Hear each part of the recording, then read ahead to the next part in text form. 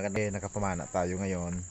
May pasok na kasi tayo bukas kaya sumagli tayo ng pang-ulam, pambaon.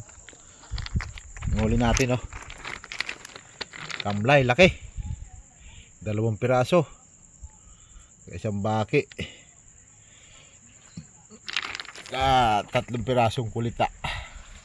Kamilo. Saka 2 lobster. Mga sari-sari, pang-ulam. Pwede na to. Libre na tayo sa ulam nito. Hindi ko ibibenta tong isda ko kasi ayan ako, may pasok. Pag ano lang to, uulamin na lang to. Marami-rami din to. Makakapag-adobo din sa wakas ng kulita. Ayan, oh. Adobuhin ko yung 2 na yung kulita. Kasi ito, sarap nito sinigang, oh. Hey. Laki, oh. Ano? 1 dangkal yung lapad niya.